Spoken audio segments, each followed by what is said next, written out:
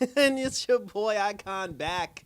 Yeah, it's been a minute, but we're back now, and we're going over some new stuff, a new review for you, a Netflix review, and this is something that I watched recently called Blue Eye Samurai, and I thought it was so good that I had to just review it and let you guys know about it. So this is something else in the What to Watch series. With the end of Loki season 2 and with the series finale of Doom Patrol, we haven't actually had a lot to review or a lot to cover lately, but that was fine because between me doing Fashion Week and doing New York Comic Con and posting all these videos, like I needed the break.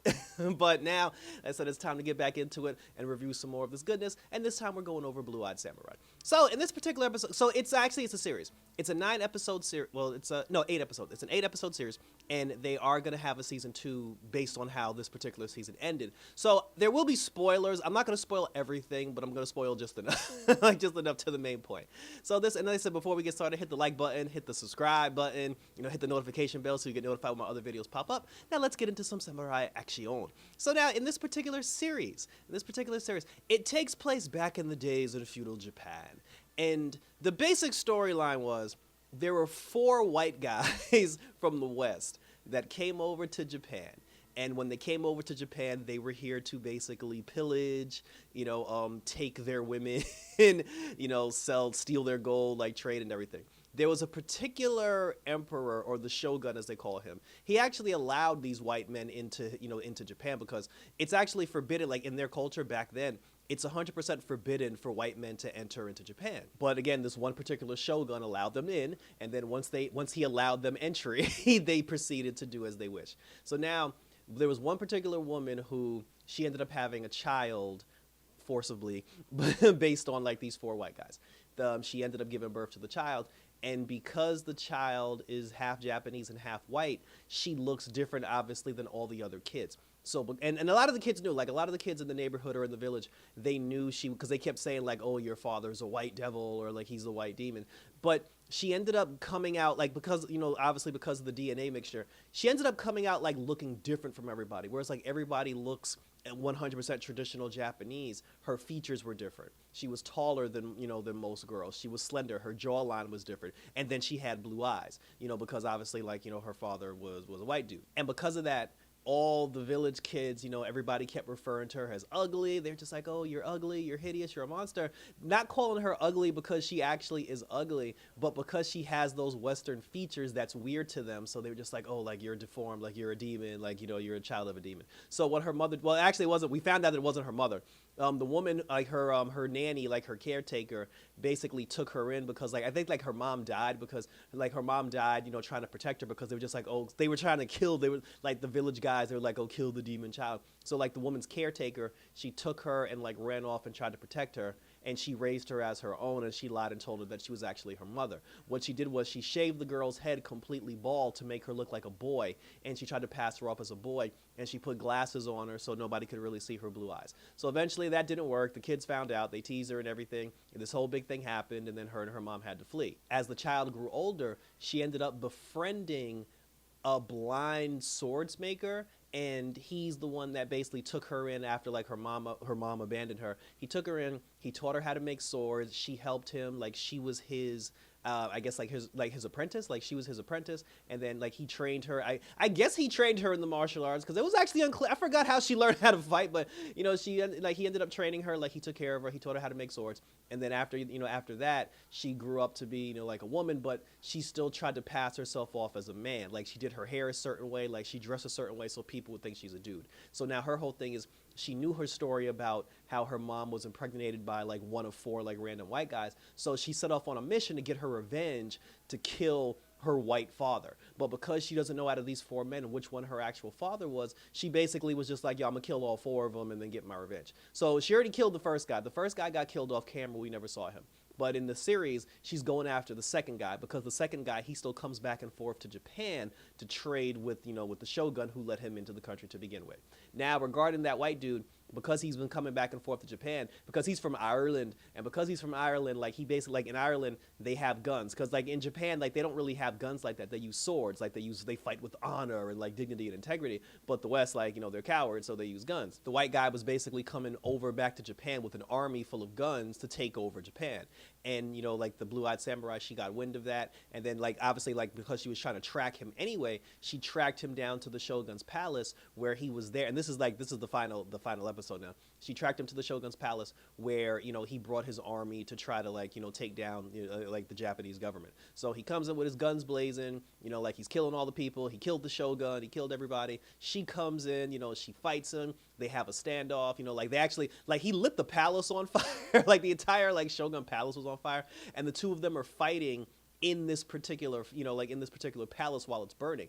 And then while she was fighting, like the Irish guy, he looked at her, and then he was just like, you look like a man, but because he put her in a bear hug, and he was like, your bones crack like a woman. And then that's when it dawned on him. He was like, oh shit. He said, you're the lost child from back then when my friends and I first came to Japan.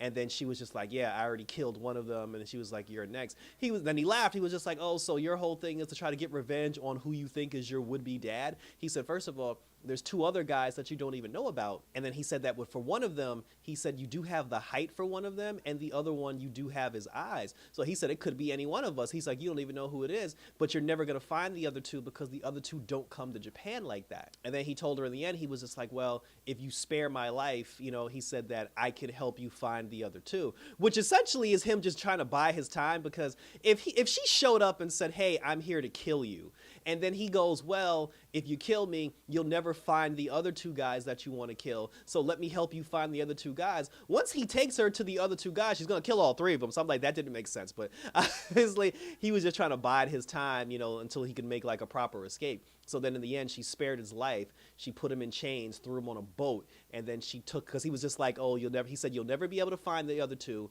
because I know one magic word that you don't know. And that word is London. Because again, back then, people basically stayed on their own shores. They didn't branch out like that. So she doesn't know anything about London. She doesn't know about Ireland. She doesn't know about places outside of Japan. So he just told her, he was just like, London is the key to finding the other two guys. So she put homeboy in chains, threw him on a boat, and now she's on her way to London to try to like meet up with the other, with the other two guys, find them and kill all three of them to get her revenge, for what happened to her as a child and for her mother or whatever the case may be. And that was pretty much how the series, like how the season one portion of the series ended, which is very good. Obviously, there was a lot that happened from episodes 2 through 7 that I skipped, because there are other characters that take place in the series. Like, there's one particular character who becomes her apprentice. He actually doesn't have hands. He has, like, two, like, nubs for hands. But he's not handicapped. He's actually handy-capable, because he built, like, these straps to put on his arms that allowed him to still do things like cook. He's actually a really good cook. He can tie a hammer to it. He can swing a hammer around and knock people out with a hammer. So he was also good with medicine, like making tea and things like that. So he served as the main character's apprentice in the film. There's the princess who she was trying to be married off to like some random dude. She didn't want to do it because she had a boy that she loved, and he was a warrior. He was a samurai warrior. The samurai warrior that she was in love with lost a battle to the blue-eyed samurai, and because of that, her father was like, oh, he is shamed and he's not fit to be a warrior. So he was like, I'm going to marry you off to somebody else, but he still loved the girl. He actually tracked her down because her father ended up marrying her to one of the Shogun's sons, and he went down to the palace to try to find her and try to save her. And then after the fire and all the chaos took place with the guns and the Irish guy, he found the girl and he was like, run away with me, we'll be together. But then she decided to stay because I guess she wanted to either be a great powerful queen or she wanted to protect the kingdom or something. Her intentions of why she stayed wasn't 100% clear, but she's basically going to stay. She's going to play her role as a wife until she can amass the power that she always wanted, because she did tell him, she was like, I don't want to be good. She's like, I want to be great. Like, I want to be a great person. So that's pretty much how her storyline ended. That's it. And then there were like other characters, like the swordsman, like the guy that makes the swords, because the like the blue-eyed samurai, she had a specific sword that was carved out of a stone. It was like I guess like a meteorite or something, and the swordsman couldn't melt that stone down. He couldn't break into it in order to build a sword out of it. Blue Eye Samurai, she was able to actually build that sword out of that material because that was the sword that she had throughout the whole thing. I said there's other things about her mom because they said that her mother actually isn't dead. She just sold her and like told her nanny to raise her. But it was a very good series. And thank you for tuning in. As always, do we give it a yay, a nay, or okay? For this, I say the yay. Like, this was actually really good. You know, like, you should definitely check it out. It's only 8 episodes, so it's not a long watch. And then if you get hooked on it, there's definitely going to be a season 2. Also, keep in mind, there is a lot of, like, sex that goes on in there. There's a lot of smoking, you know, like, it's very adult. You know, so it's like there's killing and everything. But like I said, you know, check it out. And if you do check it out, come back to my review, share your questions, comments, and or concerns down below, and we will continue to talk about it. Check out my other reviews because I have another series that I'm talking about. It's actually called Mask Girl. I watched that on Netflix as well. I thought it was really good. We're going to do a review for that until some other stuff comes up because I did see that Justice League Crisis on Infinite Earth trailer, the animated movie that's coming out, so I'm damn sure looking forward to that. And we got the Aquaman King of Atlantis coming out, well, or Throne of Atlantis, no, the Lost Kingdom coming out in December 20th. So that was it, guys. So until next time for some more Red Eyes Entertainment action, take care, look out for the Blue Eyed Samurai, and we're out this bitch!